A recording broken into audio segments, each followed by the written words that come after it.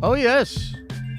We are doing it. Hello, hello, and good morning to everybody. Welcome to another morning stream here at the Den of Nerds Live.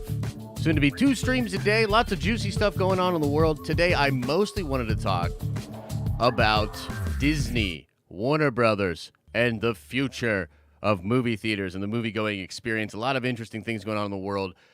Shang Chi said to be the first big Marvel movie to fully release in theaters, abandoning the day and date Disney Plus premium access model that will be pioneered.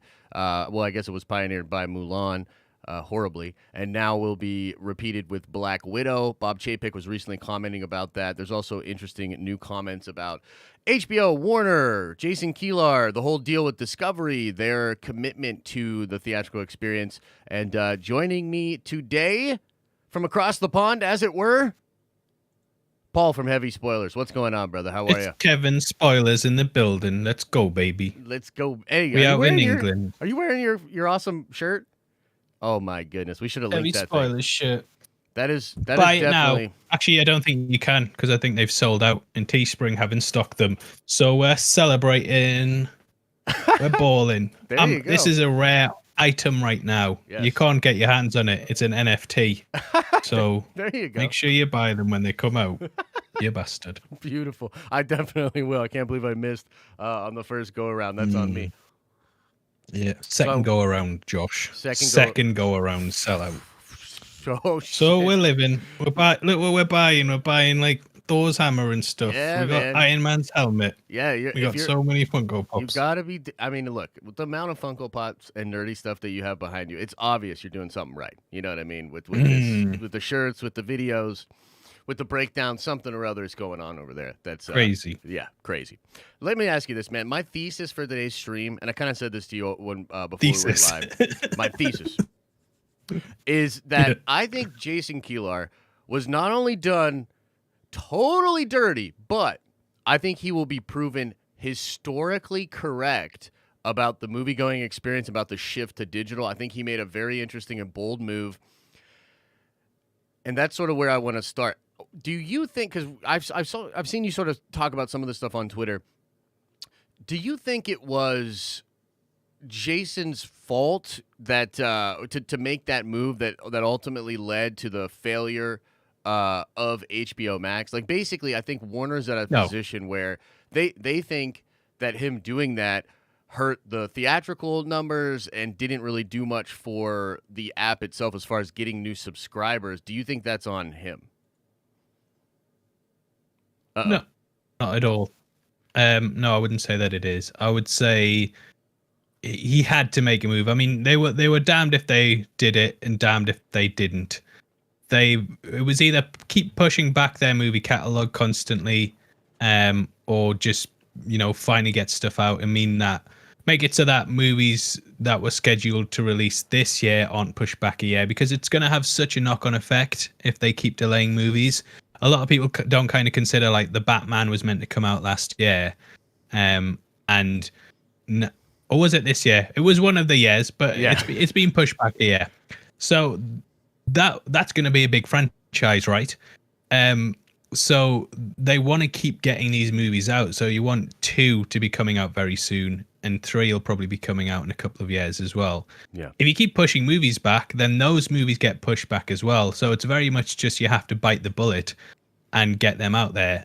Yeah. I think the biggest problem with it was there was so many different ways to see it. And I think Disney's going to potentially run into this problem with Black Widow as well. They're dropping things in the cinema and on their streaming service on the same day. And they're going, well, we've got these 2 options. They're not thinking about this other option there is, which is piracy. Mm-hmm. And no one likes to acknowledge it.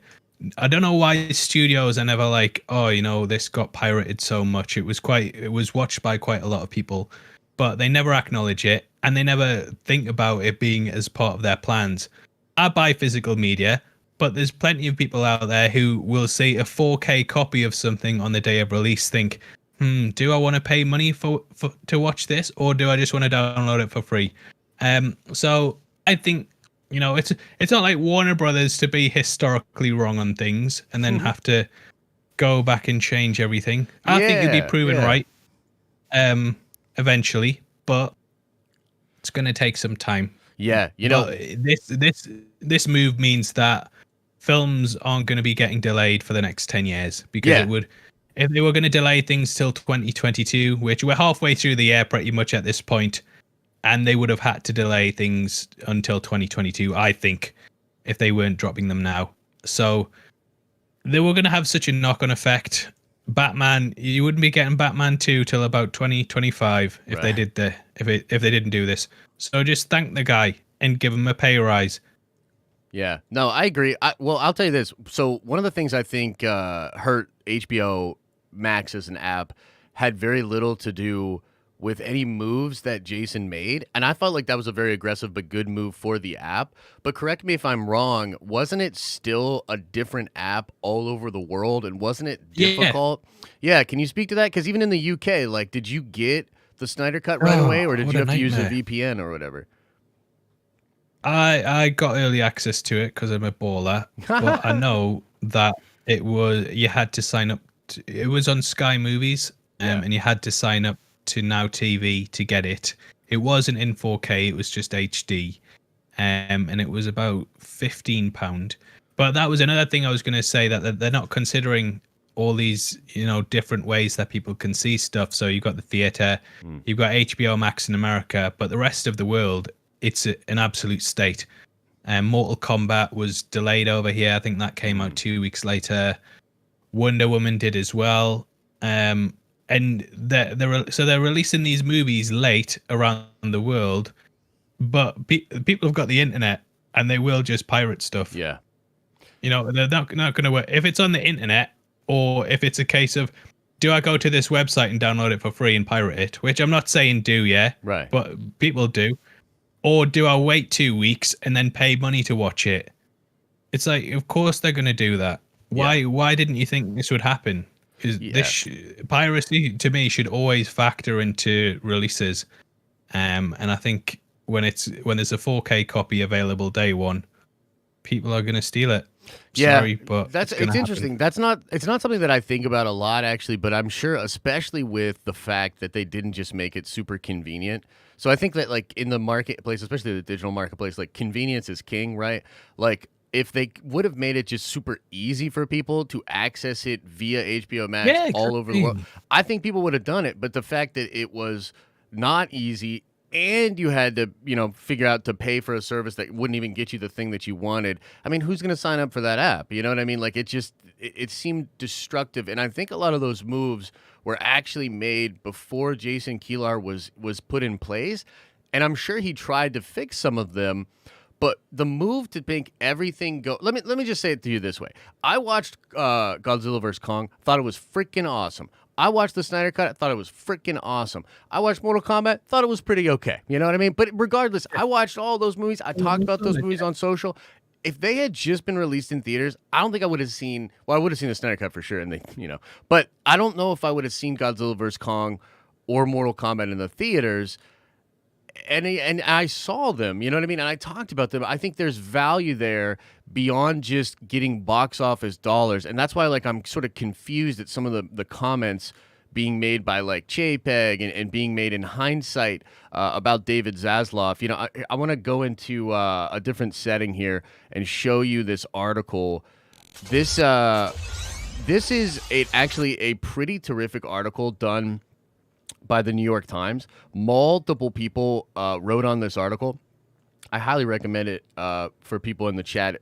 Give it a full-on read here, but I will just go through some of the things that are said in here. I don't know. I find it to be pretty interesting, talking about the whole, the golf deal, talking about the future of this exact deal. And they sort of say within here that one of the key factors was making sure that the new company, whatever it was, would be purchasable by potentially another company, whether that be like Apple or, an Amazon or something like that. So it's almost like, right here, it says, he insisted on another point. He wanted the new company to have a simple ownership structure with just one class of shares that anybody could buy. It would make the company smoother to run, and by eliminating the use of shares with disproportionate voting power, the AT&T leader would ensure that the new company could be an easier takeover target in the future. Should be an even bigger suitor, maybe Amazon or Apple come calling, right? So it's like, okay, I think this is the thing that kind of irks me about this deal. So he's being blamed, Kilar, right? Is being blamed for mismanaging and mishandling of the assets in the app and different things like that.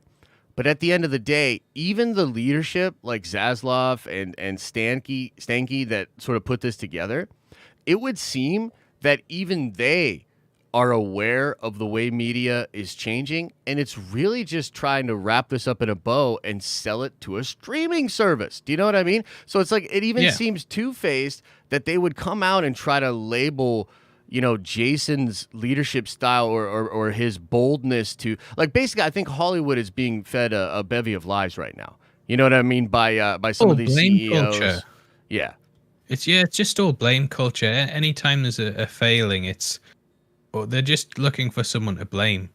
And I think Kilar did what he had to do. I really do. I think they were getting to a point where the studio, I mean, they're looking at it like, we lost money on these projects.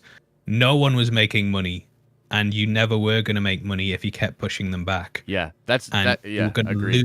You were slowly hemorrhaging money more and more, and it was a case of, do we bite the bullet, make less than we would have made in a normal time, but keep our studio afloat, because we're actually bringing money in instead of just constantly losing it. Yeah. And it's like, they did what they had to do. Yeah. To me.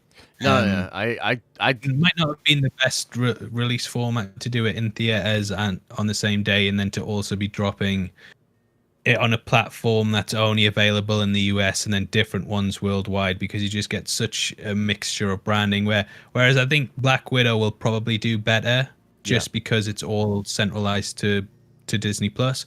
But even then, it's about $30. So it's like, I don't know. It's I think the price point for that's probably a bit too high. Yeah, I'd agree with you. And it seems like, look, I think I guess part of the thing with me that's frustrating about this, and we'll sort of get more into this, is that it seems like all these studios and companies, maybe on the Hollywood side, they seem to be wanting to preserve the theatrical experience, but they seem to be wanting to do it by simply restricting the ability to watch it streaming from home, which statistically speaking is the preferred method by the majority of people out there. So rather than like creating an incentive or adding value to the movie theater structure, they want to disincentivize or create barrier points that will kind of make it a harder decision between, do I watch it at home and spend $30, or do I go out to the theater and get this kind of experience, get the popcorn and go back out there?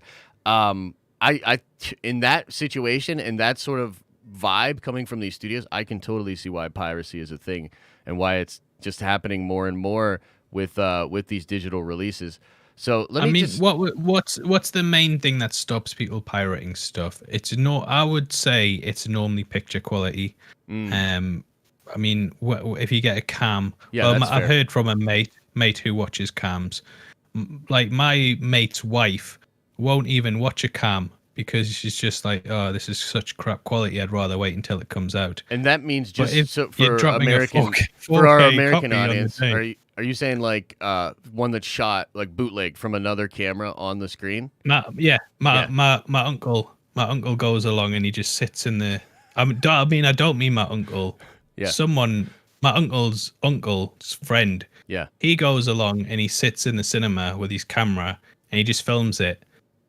So I've heard, and he puts it on the internet. Yeah, but I've not watched that, so I don't know what the quality is. But I've heard it's so bad that my mate's wife won't even watch it. Okay, gotcha. So yeah, but if there's a 4K quality out, like 4K version of the film, my mate's wife, she's like, get it on.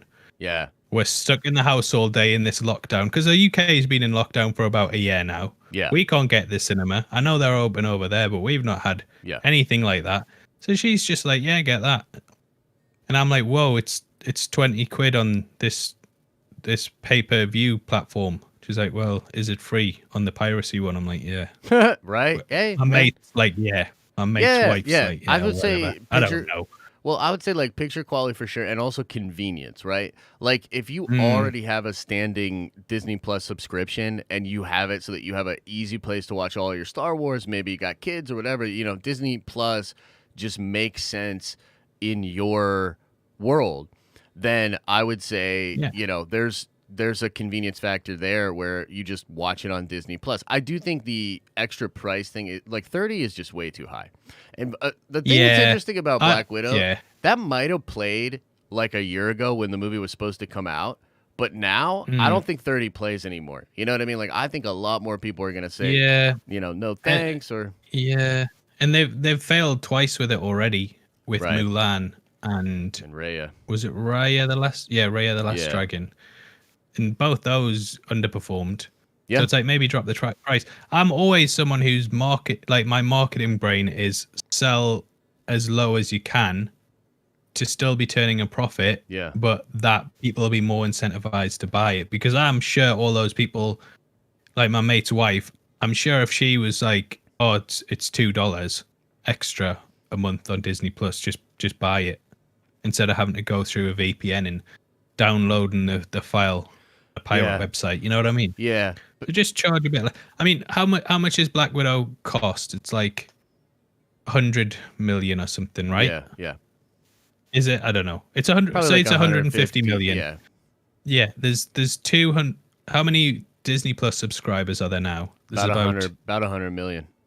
about 100 million. So yeah, you charge $2 to buy the movie. If all of them, say half of them buy it, Yeah. you've made your budget back, and then you've obviously got the theatrical releases. Yeah. To make money, you've got the physical copies, merchandise on top of that. Mhm. You're in a pandemic. You're going to have to accept that you're not going to be making $1 billion easily. So, Well, you see, that's kind of interesting. just do it. That's kind of the thing Because I want I can't see 50 million people paying $30, No, but I can definitely see not. 50 million people paying $2. I Or totally maybe agree. 3. Yeah. Put it No, to 5. Just try. Just try. try. Don't charge people 30. You realize, yeah, most people watching Black Widow are going to be kids. They haven't got $30 lying around Yeah. to buy a movie. I know, right? It's crazy. Do you know what you can get with $30 these days? It's just crazy that they think that'll work. But I want to sort of talk about this because we can get into whether or not we think these movies coming back into the theaters are going to even get close to the box office that they used to get, and when box office might return. So he's talking about this 45-day window here. He says, as the company continues to constantly evaluate the pandemic box office conundrum, agreeing with exhibitors to reduce 45-day windows this fall for Shang-Chi and Free Guy. Chapek says, we know the marketplace will recover more fully, and that type of exclusive distribution will make more sense. Flexibility is a good thing. At some point, though, you kind of got to step, like I like to say, off the dock and onto the boat. Those we will take a shot at. And so it would seem that Shang-Chi and Free Guy, but really it's Shang-Chi, you know what I mean, is going to be the first test of Disney's ability to get people back into the theaters with their very popular IP. What do you think? Do you think that Shang-Chi is going to work? What do you think as far as a box office? How do you think that movie's going to do? It's really difficult because I think it's going to rely heavily on the box office of China. And I thought it was going to be great, but I've seen so much backlash about it that I really don't know. Yeah, I mean, frankly, You know what I'm hearing, the movie might not even get into China. You know what I mean? Like the Chinese government might not even accept. I think it probably will. I think they probably cut certain bits. Like Iron Man 3 had so many different parts added to it. I think they'll probably find a way to get it into China, because are China going to cut off all of the MCU? Because Disney would just be like, all right, well, we're not doing this anymore. Then we're not making our films. Yeah, well, that's kind of the interesting thing is that, I was sort of thinking a lot about this, is that it's not really just about Shang-Chi or Eternals. There's 8 other Marvel movies that are supposed to be coming out. 8 other Disney projects, I believe, that are supposed to be coming out in China. If they really go to war, so to speak, with China as far as over these differences and things, it would be very bad business for Disney moving forward. But I got to tell you, I think there's a lot of things working against both Shang-Chi and the Eternals. And I see sort of a perfect storm happening here where these movies massively underperform to the point where it shakes the entire industry and just further like exacerbates some of the changes and some of the problems. Because like I think when Feige was thinking of Phase 4 originally, he was like, okay, we're just going to come off of this crazy high from Endgame. You know what I mean? People will want a breath. People will be accepting of sort of these new things. We'll have the Natasha thing, which is like a little slice of nostalgia, and then we'll do Eternals, which is going to explain some things, possibly even tease out some stuff with Thanos. And I think if we had been a little bit closer to that and a little bit closer to, you know, the other big stuff coming, Marvel fans would be a little bit more accepting of this. But I think we're like 2 years away from Endgame now. Shang-Chi is not a character that a lot of people even know about. And I still think the world is in this weird spot where it's not just that they can't go to the theater, it's that the entire world has shifted around them, and they've now consumed more content in the last year, especially online at home, than they probably have in the past 5 years before that combined. So I think that consumer behavior is just changing in a way where I don't know how Shang-Chi will perform, but I wouldn't be surprised if it made less than 300 mil total worldwide. That wouldn't. I think it'll do more than that. Where do you get it at? Don't underestimate how popular Marvel is. WandaVision and Falcon and the Winter Soldier were both massive TV shows, like the biggest TV shows of probably the past 12 months. So I would say don't underestimate the MCU, because people will just come out for it and they'll go see those movies multiple times. So I think 300 million is probably an understatement. So what do you have it at? Do you think it'll hit 5, 6? I think maybe even 6 or 7. I really do, because people just love Marvel basically. And, you know, China might block it, but how many other Asian countries are there that won't block it, who want representation, want to see, you know, a superhero that looks like them? So even if China does, they've still got a vast Eastern market. The West will go see it. Most of Europe will, I'm guessing.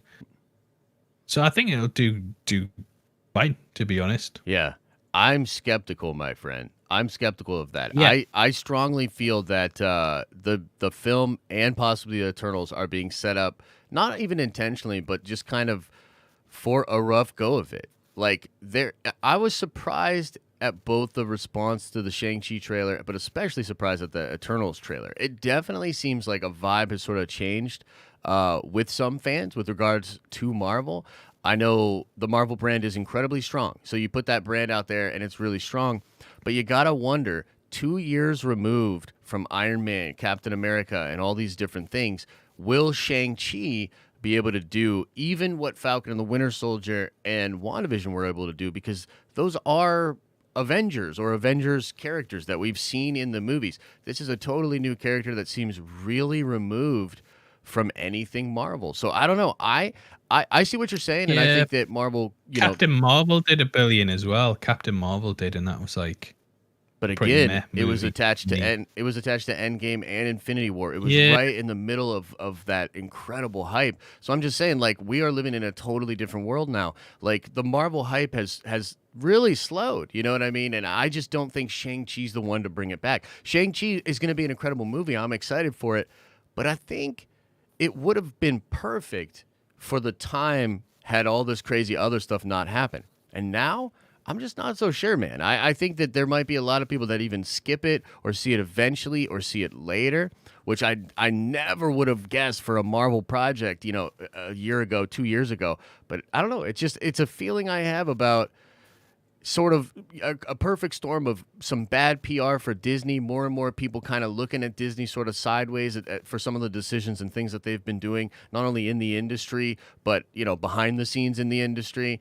I think there's sort of an exhaustion of certain kind of themes and political ideologies being put into media by people that's even more perhaps present than ever. I don't know. I just think that there's a lot of different reasons why Shang-Chi could flounder, in my opinion. But I don't know. I'd love to be wrong. I want the film to succeed. Yeah. We lost you for a second. I mean, it's just making it. Let's be honest. So it's sorry. It's I think it's clearly made for China. So it's kind of whether it does well over there or not that I think is gonna really make the difference. Yeah, if it crushes in China, I mean, it will. I mean, if it was a film that the Chinese audiences accepted, you could make 150, 200 mil just in China. You know what I mean? Which would bolster the general number in total. But I don't know. I'm just look. I'll tell you, if it doesn't get into China, that's gonna be bad. You know what I mean? And I'm hoping that places like the UK and different places will be open by September. But if not, that will probably hurt the ability of the film to make any kind of money, and them committing at that point to not doing a Disney Plus thing and doing a theatrical release. I don't know, man. I would have waited to Spider-Man. That's what I would have done. I would have waited till Spider-Man 3 and been like, go back out to the movies. Like, this is it. Like, let's go. Yeah, probably. I mean, Spider-Man 3 is going to kill it. Maybe they should have waited until January for the Eternals, but you don't know. Like, the MCU is just so... It just does. It prints money. So I think Marvel will be fine. I think they'll be the one... Disney will be the one studio out of all of this that's pretty fine, especially Marvel Studios. Whereas Warner Bros. Are kind of... They're the pawns, aren't they? They're who you send first to see what the market's like. And yeah, I don't know how they're going to do. They seem like such a mess at the moment. Yeah, it's just interesting to me because it feels like they're really committed to this. But again, the way consumer behavior has changed, and I just don't think there's enough value out there to bring people to the movie-going theater experience. Now, let me say, there's one caveat I have to this, and that is that I think it could be fair to say that so many people have been sort of inside for so long that there's this urge, this really big urge for a lot of people to go out there and have experiences and have fun and get out there. So Shang-Chi could benefit from that kind of a boost sort of all around the world. But I just don't think it's going to be worth the perhaps damage being done. I don't exactly even know how to articulate how I'm feeling about this. It's like I think that Disney is just saying people will go to the theaters, and I'm not convinced that's the case. And I think that the more they try to just dictate that, I think they might continue to drive people away. I think that's basically where I'm at with it.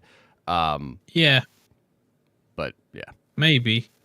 Yeah, I mean, they have to be positive about it. They can't just be like, people won't care. We'll not. Warner Bros. For some reason, when all their execs do an interview, they're very much like, well, you guys are stupid and this is what you're going to do. Whereas Disney seem more enthusiastic and more kind of like, well, we're doing both things and it's going to be great. Whereas Warner Bros. Would be like, we're doing this and you shut up and you'll like it. Yeah. So yeah, I think Shang-Chi will do well. I really do. I don't think it'll do $1 billion, but I think it'll do pretty close. So I think it'll do a lot more than 300 million. I mean, Tenet did 500 million. That's pretty wild. I didn't know that. Actually, I was going to ask you about that because I knew you would know. Yeah, I'll double check, but I'm sure it was. I saw somebody say that. It was 363 million, right, in the US. So that's total box office. So I'm talking out my arse with the 500 million. Well, I mean, I saw somebody say too that Godzilla vs Kong did 400 million. Is that true? That Godzilla vs Kong did 400 million in the box office? I'll quickly find out for you. Yeah, that seems crazy. If that's true, that's pretty wild. Well, Fast and the Furious 9's doing really good. Yeah, at the moment. Yeah, So Godzilla vs Kong 427 million. I'll see what Fast. Wait, how much did it make? 427. Whoo! Okay, then Shang-Chi should definitely do at least that number. But so here's what's interesting. What if it doesn't? What if Godzilla vs. Kong, is just literally a way bigger movie? You know what I mean? Like, I don't know. I think you're right to say that the Marvel brand is really, really strong. But I think these are sort of B players. You know what I mean in Marvel, and I wonder, That's man. I do everything in wonder. Marvel, though, isn't it? True. That's But I everything would in say, Marvel. yeah, Every Guardians of the Galaxy started off as like a piece of crap. yes. But Thor, here's my I couldn't give a shit about Thor. I tell you, when Thor came out, I was like, "Oh, what the hell is this shit? I'm not watching it." Thor Ragnarok, whoa, get me to this cinema. Marvel's whole marketing brand is everything's connected and you have to see everything. True. Which is gonna make me and everyone think, "Oh crap, I have to see Shang Chi. I have to," because they're gonna leave some Easter egg. There'll be a post-credit scene in there or something where Tony Stark comes back. I'll be like, "Get me to that cinema now." He's Dude, back. that'd Is be he awesome. back? Is he back? And Hugh Jackman will walk out as well and go, "I'm back, baby." And I'll be like, "Whoa, I'm going to see it 3 times."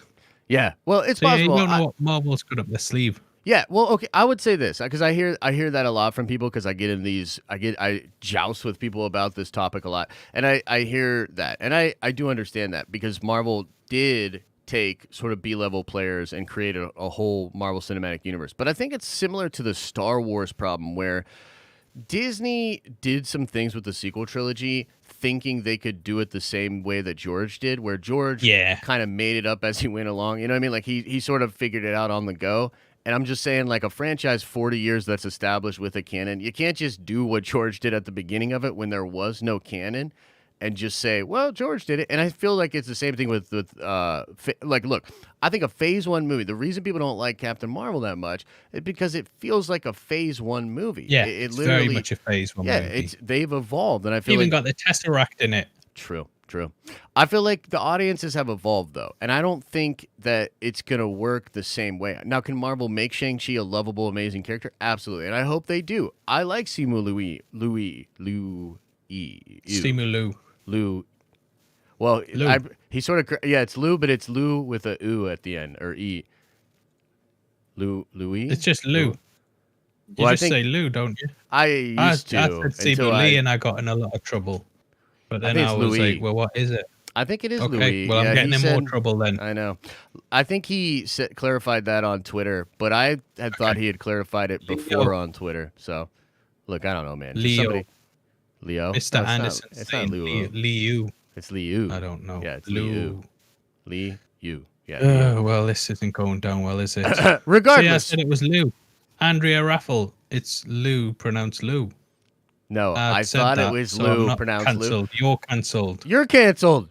Look, you're the one in here saying that Disney's going to fail and Shang-Chi's not going to do anything. I'm sitting here trying to defend these incredible movies and wow, what a bully from over in England, man. You know, just ridiculous. Yeah. You know, British bulldog. Yeah, man, you're freaking me out.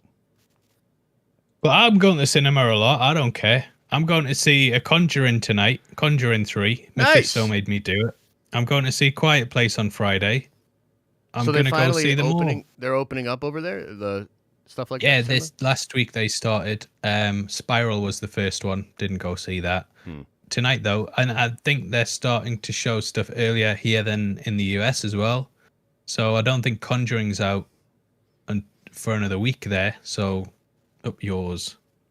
Dang, dude. See this hostility? I thought we ended this after the last war we had. You know what I mean? But no. There's just constant animosity, you know? Yeah. You can't just let us live over here. Jeez. No. Jeez. All right, we'll get into Q&A in just a second here, guys. Any last thoughts on the cinema situation? It's just a weird situation with all these films. I hope they come out and do really well. But man, I got to tell you, It sounds like you do.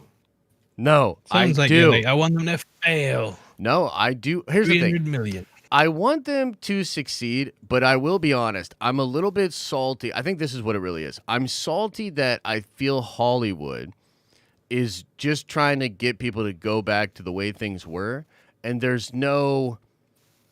not trying to like do anything or add anything to it. They just think they're going to go back to the way things were. I think that's really stupid, and it kind of irks me, to be honest. I think the day and date digital release structure would have been absolutely fine and could have been something that coexisted with theatrical experiences. I personally was of the mind that I was going to start watching movies digitally first and then eventually go out and see them in the theaters. I still love the theater experience, but I don't know that the value proposition of content these days lines up with the place to go to see the films being in the theaters, if that makes sense. So it's like, I actually love Marvel Studios. I want Shang-Chi to succeed. I want Eternals to succeed. But I'd also love for Disney to, like, I really thought Kilar was doing something crazy and sort of revolutionary, where he was like, because if you look at Netflix, right, like Netflix never thinks about how an individual project does. They just know that they have to continue to put stuff out to keep them. It's all about value prop, man. It's like people don't normally cancel Netflix, and they've accrued this massive, I mean, they're like 209 million subscribers or whatever. They did that because they just put the content out, deliver it, and find the consumer where they are at, and they just continue to put stuff out and not worry about like maximizing profits on an individual project, and instead sort of hedging their bets and just trying to kind of constantly put content out there. And I think Marvel is the perfect, like, Disney has all the IP to do that, and it feels to me a little bit like the death of the electric car, right? Where like GM buys the patent for the electric car and just clocks it up behind closed doors, because just like other sort of corpo structures out there, you don't fully want to make your product that much better. You could trickle out the improvements and continue to sort of suck money off of your pre-established audience. That's a harsh way to frame what they're doing. But in general, that's why I'm so frustrated by this commitment and sort of reversal of a definitely Warner. Like, Warner had this, they literally fired this dude and we're like, nah, get out of here. We're going back to the theater thing and we care about Hollywood again. And it just feels like, I don't know if that's the way, man. You know what I mean? Like, I don't agree with that. I think they could do a hybrid model of maybe 2 weeks in the cinema and then drop it on the streaming service for a paid price. But I just think the day and date that it's out in the theater during a pandemic and it's on a streaming service, I would always just choose the streaming service over that. Yeah. Especially because I sit and analyze stuff and I want to replace certain scenes. Yep. So for me, but I mean, people, they might be banking on people just wanting to get out the house because we've all been locked up, and say, go to the cinema, lovely place. And I agree. And I happen to also hold a lot of AMC stock now. So in some ways, I actually totally hope that the theaters just come back and that stock price skyrockets through the roof. But in general, I think it's just the fact that, like, man, I remember going through the pandy, and I remember saying Marvel should release Black Widow now, and they should release it for free. You know what I mean? And just being like, here's what they could have done and what they could have consolidated and kept. I don't know. It's just, that's sort of the thought pattern that I'm on, and I'm like, I don't like this sort of boomerish, going back to the theater. I thought about it, Paul. I thought about it, and I'm sticking my flag in the ground, and I'm saying theaters are not the future, and these companies should just give it to us on the streaming.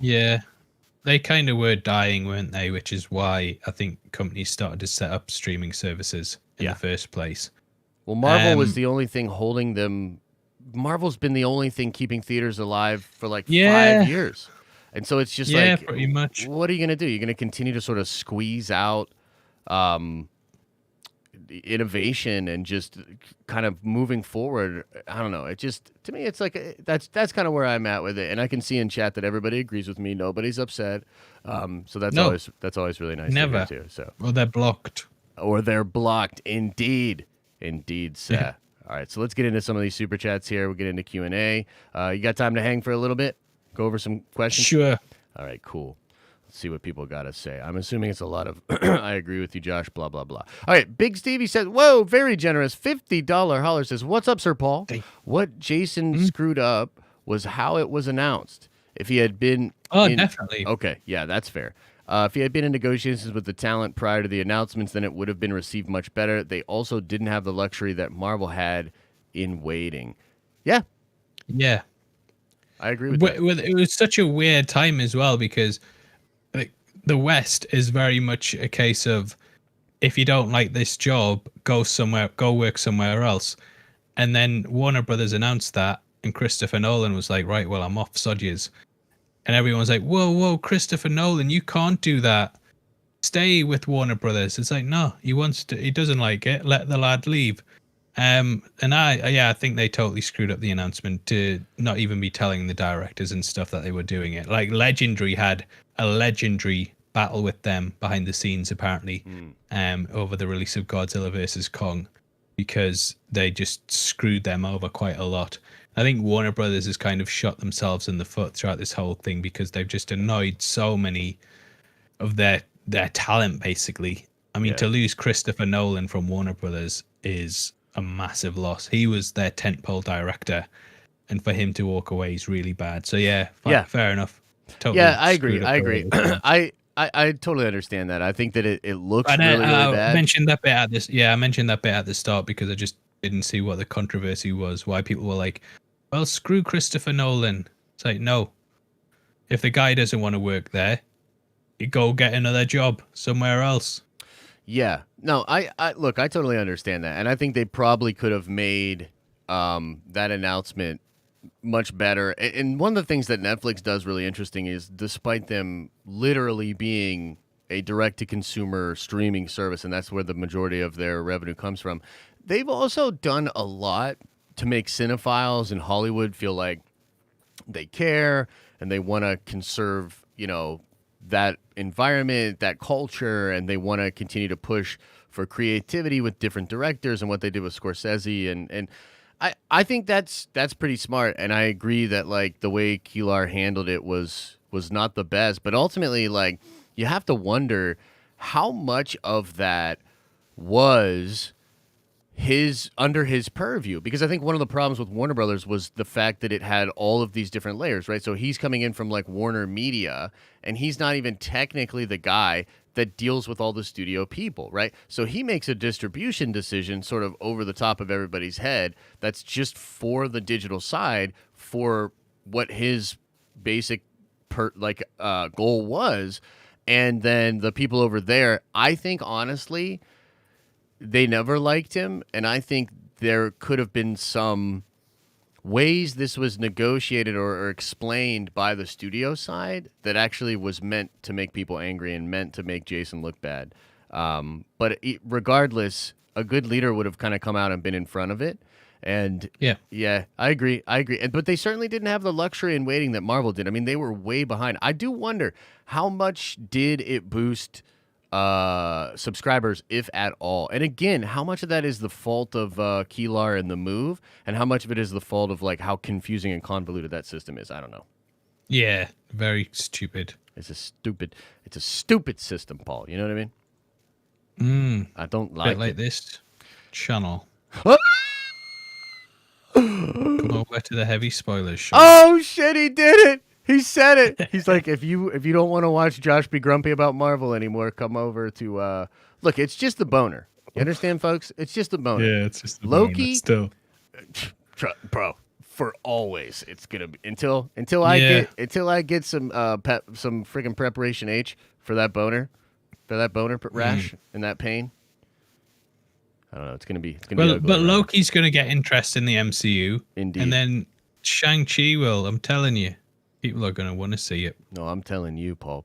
That movie's going to make $700 million. I bet you 300 million. Holy shit. It doesn't. All right, well, I'm flipping back then. I don't know if it's actually going to do it. All right, let's keep going here. Enrique says, yes, Daddy Paul. I'd like to think my tweet had something to do with Paul coming on the morning show this week. P.S. Mephisto as Hugh Jackman or bust. Yeah, I think Enrique, look, people love you over here. They're always tweeting about getting Paul back on. So we appreciate Paul coming back on, and the fans love you. The fans love you, man. Becky Scales says, Kit Harington and Richard Madden back together. Jon Snow, Robb Stark, the Kings in the North. Winter is coming. Yeah. Hype for Eternals. Yeah, what are your thoughts on the Eternals, man? The trailer. Yeah, I'm excited. I was surprised to see all the Get Woke, Go Broke crowd going, this is terrible, this is rubbish. Because they've been saying for the last 5 years that Marvel's too formulaic and doing everything exactly the same. But now they're trying with different actors, trying different stuff, getting an Oscar. Chloe Zhao's just won the Oscar for Best Director. I think it'll be good. I think the trailer is very much the opening 20 minutes, I would say. I don't think that's going to be the whole movie. So yeah, I think it was a bad trailer to lead with, possibly, but I mean, we'll see. Good. There's people out there saying there's not enough color in the trailer. Like, shut the hell up, man! It's all filmed. It's not filmed on a green screen. Yeah, it's all on location. You can tell. Just get the hell out. I'll tell you this: I don't think there's enough color, Paul.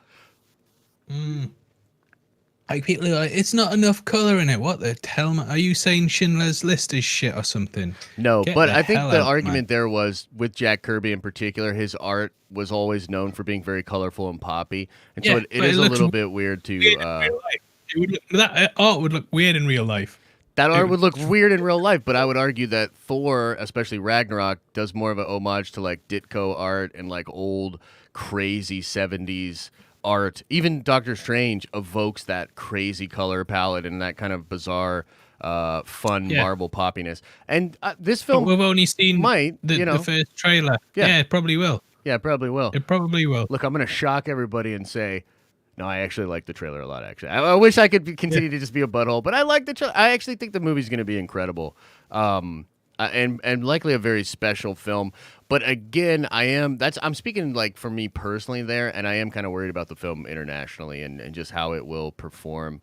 And it's not Avengers, man. You know what I mean? It's not Avengers, and again, it's been 2 years, so I don't know. It could be one of those situations. But yeah, I'm excited for the movie. I know. Big Stevie says $5 with a $5 holler. My friend Big Weavy Stee has a jailbroke Fire Stick, and he uses to watch cam versions. So I mean, he just waits until decent stream shows up. Right on. And then he says, Paul, I'm trying to get through Tenet, man. LOL, only halfway there, and I'm still lost. Can't hear half the damn conversations. Yeah, isn't that something you talked about? You talked about how... Yeah. The audio is so bad. Christopher Nolan just don't know what he's doing. He keeps like making excuses for it as well, saying like he's mixed it so it's really well. It's Wait, like, he said that? It's not... I read some interview where they were talking about the audio with him, and he was saying, well, it's meant for IMAX theaters. It's like, mate, I get that, but no one's got an IMAX theater in their house, so just mix it for... It doesn't even have a Dolby Atmos track on the 4K. I was furious. Just get someone to mix it, please. Get someone to mix it. And you know what? With mixing like that, who needs you at Warner Brothers anyways? Get out of here. All of his mixes are a bit weird. As much as I love his films, all of the mixes that he does are really weird. The Dark Knight Rises is... Ooh. Yeah, it's even hard to hear Batman sometimes. You know what I mean? Bane is impossible to hear in some moments, for sure. Okay, so Jordan Smith says here with a $5 holla, get me whatever Josh is smoking. Shang Chi could be a damn Marvel commercial, and it would do more than King Kong. Dang. Yeah. Dang. I agree. People, this never happens to me, Paul. How many views is Shang-Chi's trailer on? That's normally I think it's like 18 mil indication. Yeah, I think it's doing really well, actually. I think it's like 18, 19 million. Yeah. Yeah, I don't know what the Eternals is up to right now. Well, let's find out. In 2 clicks. Cool. I'll keep going on these supers while you go. I can't, Jordan, by the way, this is shocking to me. I can't believe that everyone's turning on me. My own chat is turning on me. Aren't you guys supposed to just blindly listen to everything I say? 11 million. 11? That's incredible. Yeah. For one in day? 1 day. Dang, dude. Yeah. You know what? Can't be real. It's got to be fake news and bots and Disney. Here's the line. Here's the headline.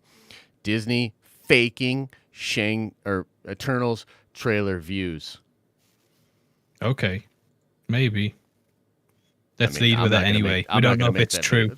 We don't know if it's true, but it's YouTube, so we'll lead with it. We don't have. But yeah, then you compare it to. Yeah, you compare it to. Infinity War is actually the most viewed trailer.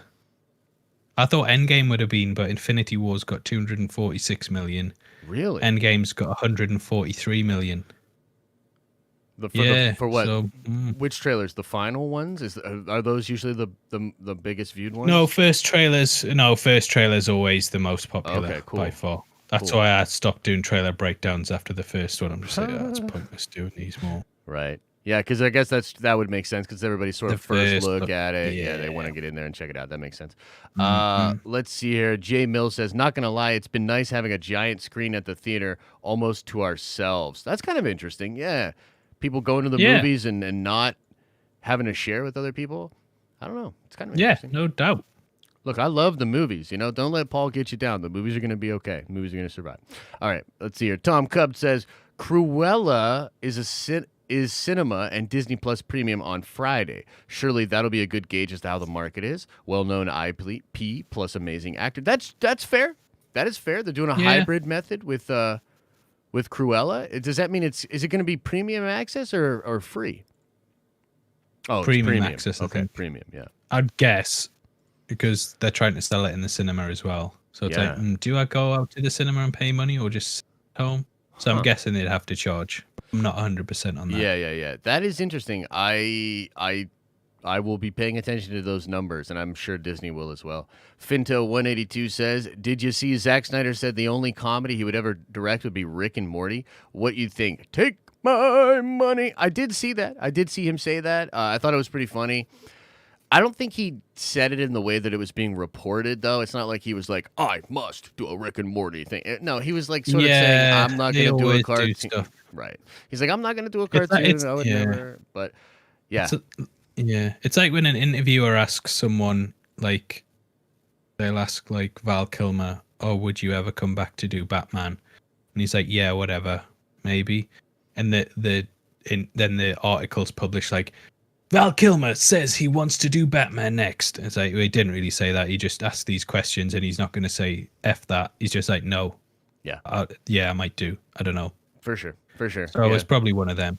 Yeah, man, But I the don't know. internet can be a little dishonest these days, like that whole them faking the Eternals views. I mean, come on, that's clearly fake news.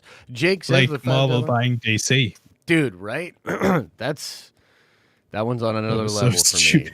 It's on another level of stupid because it's like right after the new company is announced and Zaslav and all that stuff comes out. Like, the timing couldn't be worse for like a fake news story like that. Yeah. Jake says, off topic, but really wanted to know what % chance you actually believe Toby will show up in No Way Home. Think it would honestly be shocking if he did. What do you think, man? What do you think the percentage chances 100%. are? Yeah, I'm at 100% too. I'm at 100% as well. And I've shown you some stuff as well that it's I would say it's. I would say this: if he's not in the film, I'm gonna have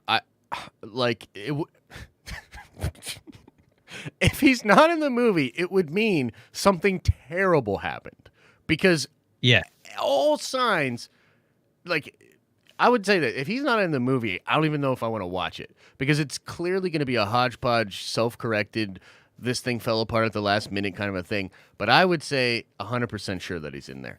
And there's a lot of people that have seen a lot of things that indicate that it's real. But I am sort of shocked, man. Comment. I'm surprised. We got him on camera right now. He's sweating. I can see him sweating. Disney's looking. Sony's looking for you. I'm surprised, though, and I wonder if you are too, Paul, at how many people still don't think it's real. They still don't think Toby and Andrew are going to be in this movie. Why do you think that is? The actors are doing such good jobs. And every time an actor's asked a question, they're like, nah, no chance. What? The werewolf? I'm not the werewolf. It's like, what are you talking about? What werewolves? There's no werewolf in Spider-Man 3. I know I was on set. And I wasn't on set. And it's all like that kind of stuff. And it's really difficult to kind of discern that when there's a million things saying the opposite. But what can I say? I'm not. I don't want to get anyone in trouble. I'm not getting anyone in trouble. But yeah, I would. Yeah, I think he's probably going to be in it. Yeah, I'd agree with that. I think we're going to be, and that's going to be really exciting, man. Either way, guys, and I know we're having a little fun speculating about movies and everything. Don't get too upset. Don't take it too seriously. But I would say in general, man, I'm really excited to get back into like pop culture content coming back out more readily. I'm looking forward to getting back out there to the theaters. I'm looking forward to getting back out there to the Comic-Cons. Just in general, I'm excited to get back to normal, Paul. You know what I mean? And get out there and be enjoying this nerdy stuff, man. Yeah. Thank you. I'm enjoying it as well. Did you make some money? Yeah, man, exactly, right? That's what I'm saying. Let's get back to the topic. I'll say about Spider-Man 3, there's a reason I've not really been reporting on it that much, and it's because it would get people in trouble. But it's one of the most leaked movies I think there's ever been. Yeah. Definitely out of Marvel. There's been a lot of stuff floating around. Yeah. I mean, Reddit we covered it. I think you covered it as well. The one Reddit leak, we were pretty confident that a lot of that is real. You know what I mean? Yeah. And we've talked about it in the past on different. I'm not going to go into full details here. You can find it on your own. But yeah, it looks like a lot of that is real. But you know what I found interesting too, and you and I didn't really talk too much about this. There was a story that came out a couple of weeks ago about how after the Disney and Sony deal was figured out for the Disney Plus sort of pay one time period or whatever, that they're now going to create their own Norman Osborn in the MCU. And apparently that was up in the air right until that contract was signed and finalized. So what do you make of that? They're still changing things potentially for the movie. I'm not saying anything about anything. What? I don't want to say anything that's going to get people in trouble, so I'm just keeping very tight-lipped about anything to do with Norman Osborn, anything to do with Spider-Man 3. Not talking about it, Josh. And you know exactly why I'm not talking about it. Why? But we're not talking about it. We're not talking about why. We're not talking about why you're not talking about it. Anyway, moving on. And by the way, I definitely tried to put you on screen while I sneezed there, and I totally fucked up. So everybody just saw me sneeze while you were talking. That was probably amazing. All right, anyway, moving on. Armani Martinez says, Josh, what are you going to do if Spider-Man 3 gets reworked and there's really no Toby or Andrew? I'm going to freak out, man. I'm going to freak out. I'm going to make 16 videos about it, and I'm going to turn a bad leaf over if that happens. Let's see here. T-Love says, Josh, go take a nap and calm down. Chat finna ban you from your own streams. Toby disguised as Keanu as Ghost Rider or bust. Take my money. Yeah, man, they're a little upset with me recently, and I think I said this and I meant it. I was like, Feige, do me a favor for the good of my channel and community. Don't make Loki suck. Loki needs to be incredible so that I can get excited about Marvel again, so that everybody over here can start having fun. And if not, you guys got to go subscribe to the Heavy Spoilers channel because they have a lot of fun over there. Do that anyway. Yeah, do that anyway. Good point. Shout out to everyone in the chat saying they're a fan of me. Yes, indeed. Appreciate that. Fan of you too. Dang, man. A lot of love. A lot of love. Krim says, Josh, can I see the back of your head? I'll try. Let me see. Did that work? I don't know. Did you see it? No. Oh crap. No, it just looks like another face on the other side. Whoa, wouldn't be wild? Voldemort. Dude, that would be sick actually. That would also probably make sense as to why I'm so negative on the Disney stuff. So Krim follows up with, because you're clearly not wearing a tin hat, but I'm convinced that you've got a tin yarmulke on back there. I hear you, boss, but I think Marvel will be fine. Dang. That was actually pretty clever. The way he did that in two different chats to make me read them separately. It's kind of next level. Thanks, Krim. Sheev the Wise says, YouTube may think you're a 10 out of 10, but you're still 10 10 out of 10, but you're still 1 to me in release speeds, Paul. Josh, you're cool too. Thanks. Yeah, he's talking about your tweet about the 10 out of 10s or whatever on the tubes. The friggin' tubes. Yeah, man. I hate them. I hate the 10 of 10s. I got to be honest. YouTube is whack, man. I wish it was less whack. It's designed to just kick you when you're down, because even the comments that they give you don't help at all. Yeah. So if you get a 10 of 10, the comment that they give you is no more helpful than if you get a 1 of 10. Yep. It's just like, this is good or this is bad.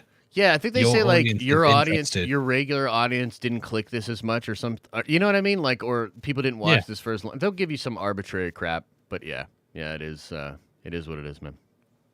It is what it is. Well, we're making it work, and back to the back half of the year when all these beautiful movies come out, it's going to be juicy. It's going to be a nightmare. It's going to be a nightmare. You're absolutely right. So much to cover. Dude, you're not wrong. Especially because we've been streaming like with the watch parties, like as these things go. So I've been thinking about that too, like being up at 3 a.m. like basically multiple nights a week. It's gonna be rough. I mean, I love what we do, so yeah, it's gonna be fine. But it's gonna be a little much.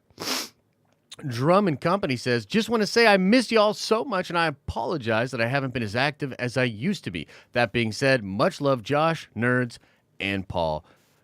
You know, Micah, don't even worry about it, bro. Life takes us in interesting, different directions, and sometimes you go away for a while, and then you come back to the Nerd Vengers Tower, and you dance, and you don't stop dancing.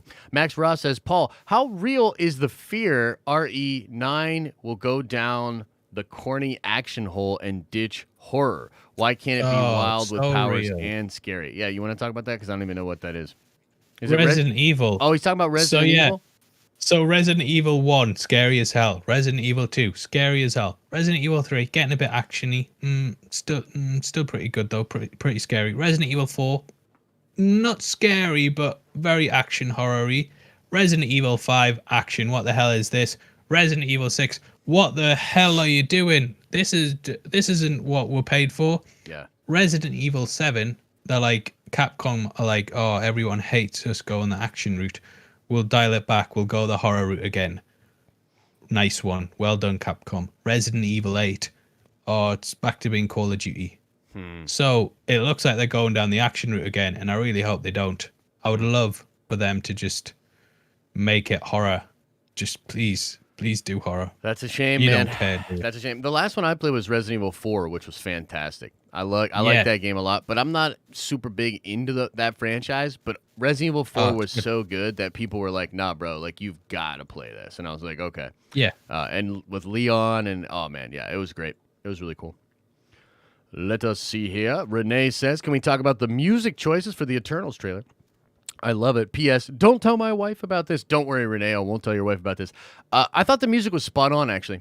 I liked the music in the Eternals trailer. Again, I liked the trailer, but I was surprised at the reaction online. A lot of people were like, it's pretty meh, you know what I mean, or whatever. So, you know, the people. Yeah, it's first trailer. And I reading the leaks, which I think are real. I think it's quite early on in the movie. Yeah. I think I would agree with that. And the leaks actually seem amazing to me. Like I love really nice. Yeah, I love the direction and what I think they're going to be doing with the mythos and the way it could tie into things could be really, really cool. Let me ask you this: do you think Thanos is still going to be related to the Eternals in this version or no? Oh, I hope so. I'd love to see young Thanos, but I think they're going to cut him. I don't think he's going to be in it. I don't know if he's going to be in it or not. I heard that I heard he was, but I don't think he will be. I had heard a long time ago that he was, but nothing recent on it. And just with some of the things I've been hearing about what they might do to the Eternals, I don't know if they're actually even going to stick to that same thing where like he was, because technically Titan is a whole planet now in the MCU. It's not a moon on Saturn. Like that planet Titan that you find him on in Infinity, that's a totally different thing. It's not what it was in the comics. So who knows exactly how much they're changing it, but Eternals is going to be wild, bro. Yeah, in that sense, for sure. Let's see here. Armani says, is Army of the Dead the next big Netflix exclusive franchise like Stranger Things? Is this the real Snyderverse? What do you think? I haven't even seen it. Is it dope? Yeah, it's pretty good. It's going to be difficult to see. It's a zombie movie, but they look like they're taking it in really interesting directions. There's a lot of things in it that are so weird. Like there's time loops in it, UFOs, robots, but they only appear on screen for about 5 seconds. So, but it just means you can pull lots of different things from it and kind of theorize about what direction they're going to take it. But I think it'll be quite big. I don't know if it'll be the next Stranger Things because I don't know if it's as accessible. Stranger Things I kind of view as sort of live action Scooby-Doo almost, where it's very kid friendly and then they've started going a lot darker.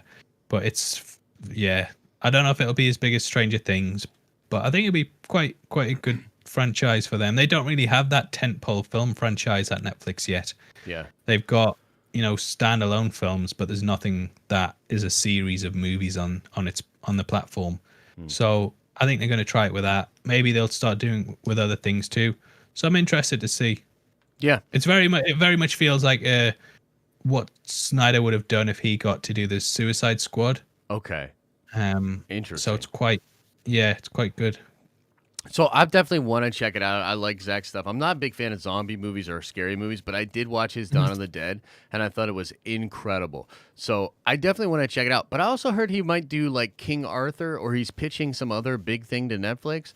And that would be more up my alley if he did something like King Arthur or something fantastical or something even maybe niche superhero. Because don't they have Netflix has all the Mark Millar stuff. So they do. He could do Nemesis really well. Oh, that would be sick, dude, if he did Nemesis. Yeah. That would be perfect for him. That would be right. Yeah, that would be perfect for him. That would be great. Because he got guns and he looks like Batman. Yeah, exactly. It's pretty much freaking perfect already. for him. You know what I mean? Yeah. 100%. Let's see here. Mike says, Paul, what are your thoughts on Attack of the Block 2? Is there Attack the Block 2? I didn't even know if that was a thing. Haven't seen the first one, I feel really bad saying that, but I haven't seen it. I haven't seen the first one. You know what? I haven't seen it either, but you're British, so it hurts. Yeah, it hurts more like when you don't do it. Yeah. Yeah. Jeez.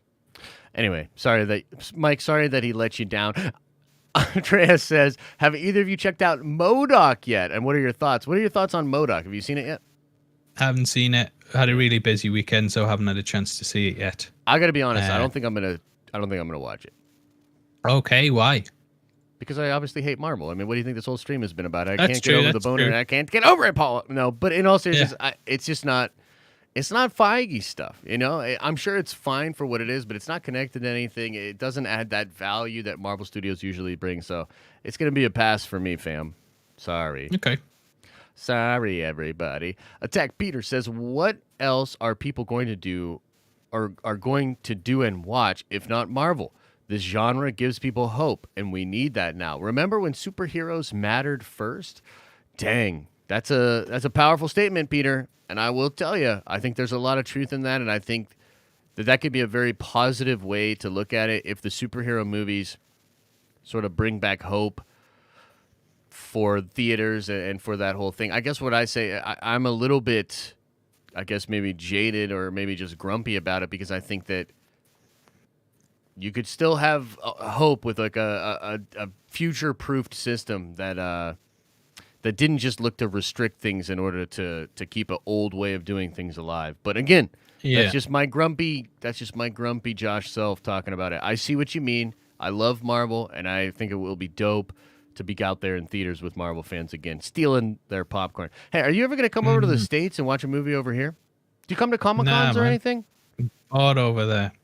I might do, yeah. You know how many Pop-Tart flavors we have over here? You guys get, I know your food, no, way more. Your food over there it's probably way more, bro. Your food over there cannot possibly be as delicious as the food that we have. Not. It's probably more healthy, but it doesn't taste as good. Exactly, bro. So, I know what you Americans like to eat. Yeah, man. Elvis getting those deep fried Mars bars or whatever. Actually, they have them in Scotland, so that's true. The Scots do a lot of similar stuff too, with like the frying and just going. Yeah, they like that kind of stuff too. But you got to come out to like a Comic-Con when they start coming out. The people demand to see Paul from Heavy Spoilers.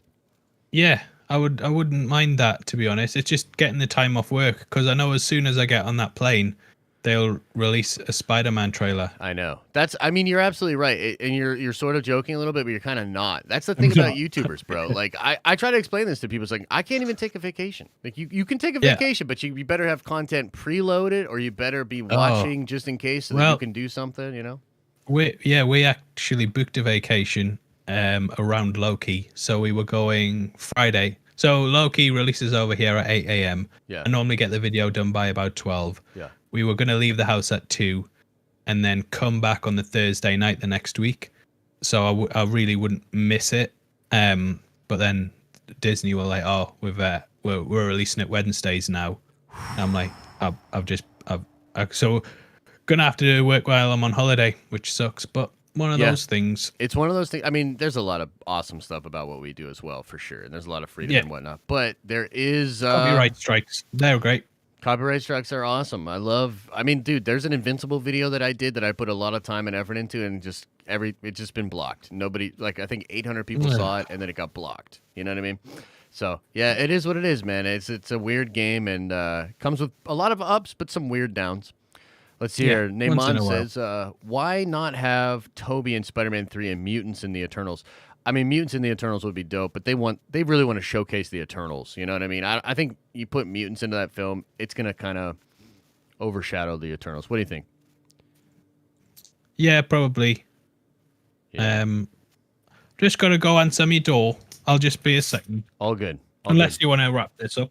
Yeah, we'll wrap up in a second here. Let me just kind of tear through some of these last super chats here. Mike Porter says, love you, Josh and Paul. MC rules. Thank you so much, Mike. James Yu says, do you think that Shang-Chi can do better than Doctor Strange? It only did $600 million. Should Universal buy Viacom? Looks like a lot of consolidation coming. Yeah, there's a lot of consolidation coming. This is kind of where I was sort of taking my my thoughts earlier.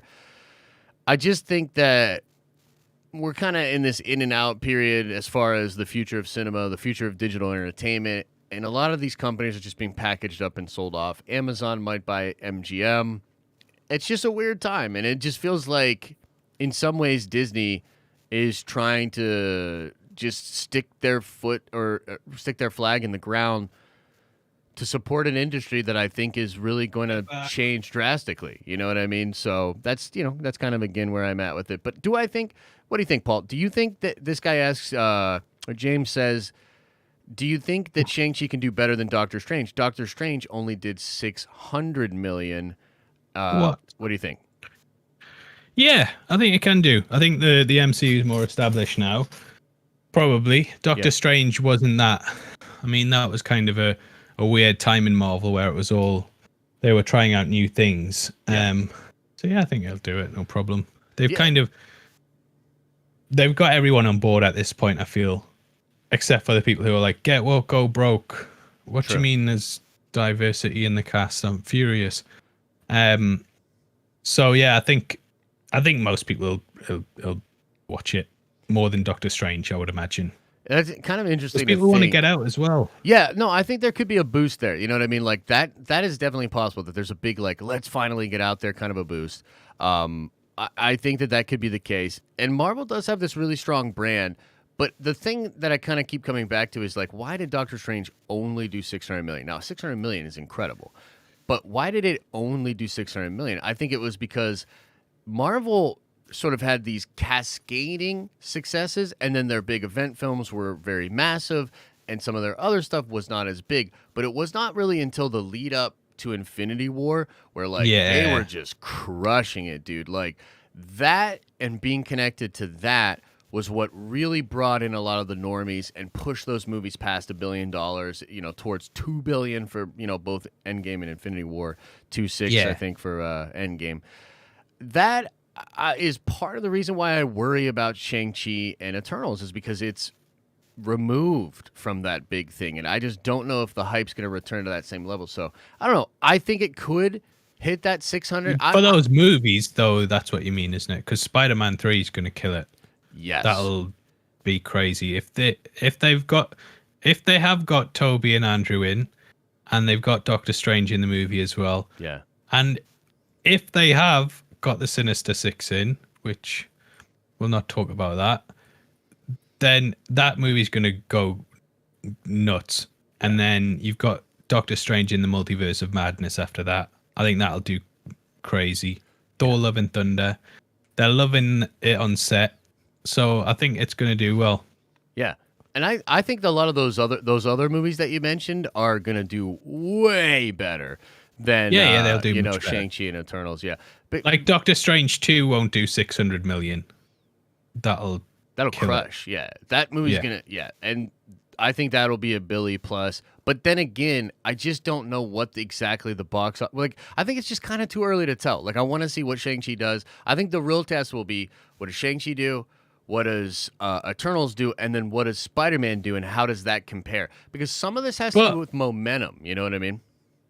But saying that, do they even need to do big numbers to be a success like that, looking back, that's kind of crazy to me that Doctor Strange only did 600 million. You know what I mean? It is crazy. Yeah. Like, maybe the first movies, they're just kind of primed to say, well, we're introducing them.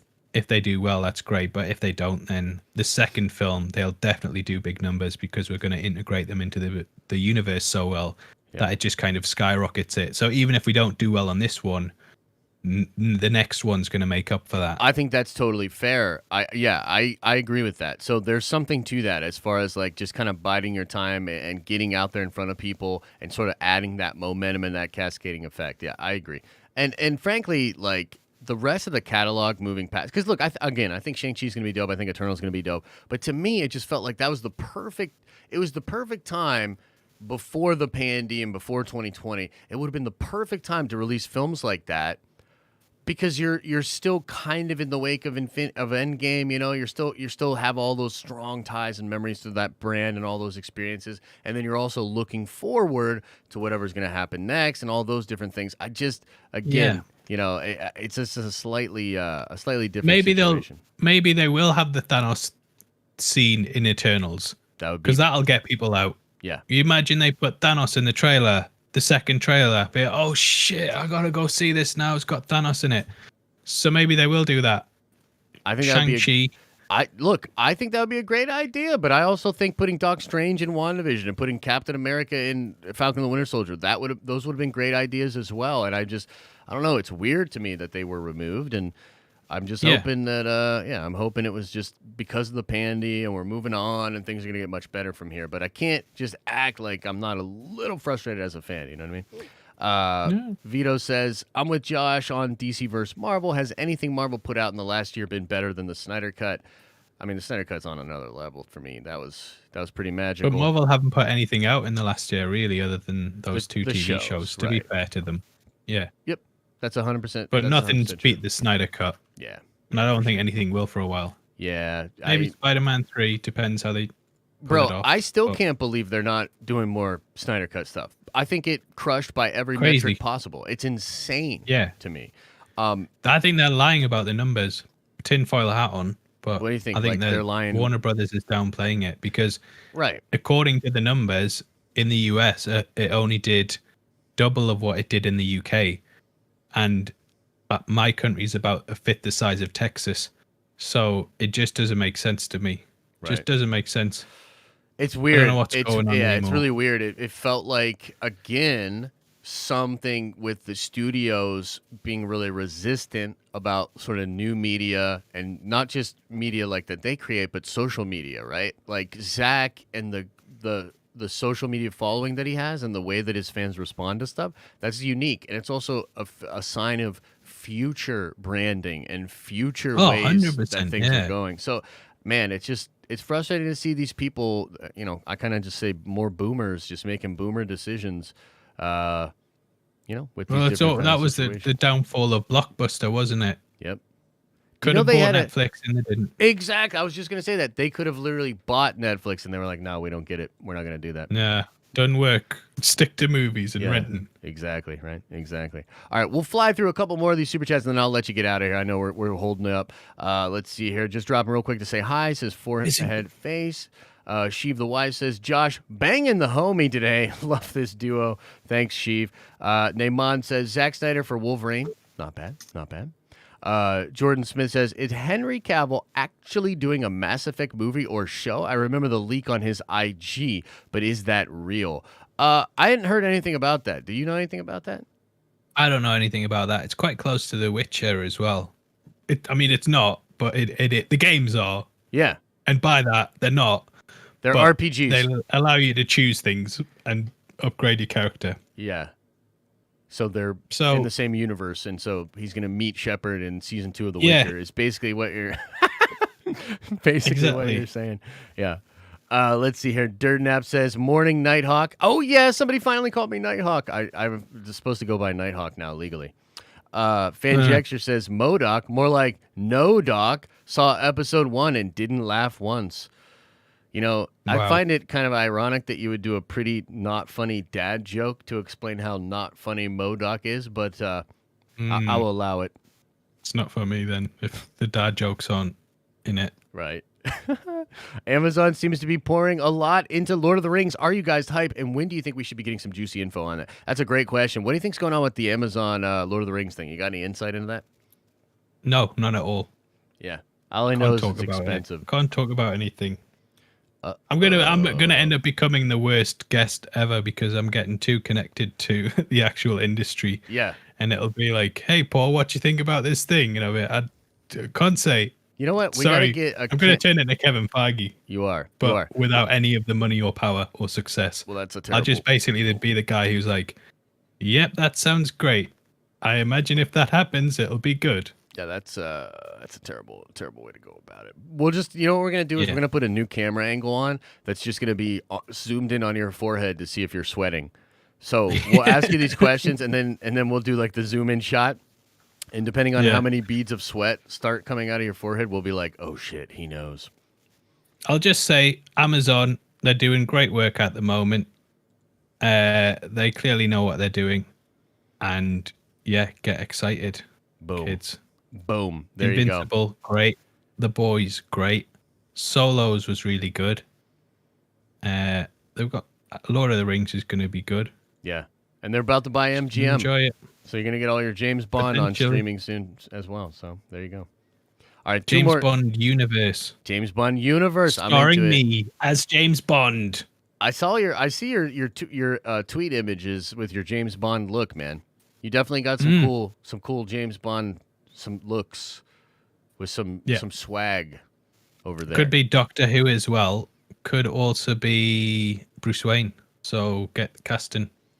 There you go. But Doctor Who, I mean, we've got a lot of fans here that like Doctor Who at the channel too, and I'm just like, it's all right. There was that good episode once. That Blink was really good, and then from there it's just kind of the same. I have no reference point. All I know is I've tried to watch it, and it's really, really weird. Let's see here. Aaron says, great makeout session with Star Wars Theory last night after the script read-through. Thank you. I won't ask for one with definition, but we'll ask your thoughts on Amazon's The Tick. Thought it was really fun. Did you watch The Tick at all? I haven't seen it, actually. I didn't watch it, no, unfortunately. I've heard it's really good as well. That's been one that people have actually recommended to me. And I'm like, I can't because I'm having to review something that I absolutely hate just to get a video out. So yeah, just to not get 10 out of 10. It, though. Yeah, exactly. Yep. Just get a 10. Yeah, I had nothing but 10 of 10s last week. And my Eternal videos got a 1 of 10. Boom! And I was there you go. I was so happy. I was like, did they give you the balloons and the confetti and all that too? Yeah, got it. Yep. Got it. Yep. Let's see here. Mitchie says with a $5 hollow, just showing love to both of my favorite nerds. Great show. Thank you so much. And then we're gonna call it for now. Paul, make him choose which one's his favorite, though. You can't say you can't say that we're both his favorite. Yeah. Make him choose. You better come back and pay the money as well. Yeah, exactly. And it's got to be more than what you did before. Yeah, it's got to be double at least. And put it into the chat. And I will, by the way, ban you if you don't pick me. So choose wisely. Yeah. There it is. That's the ban hammer itself.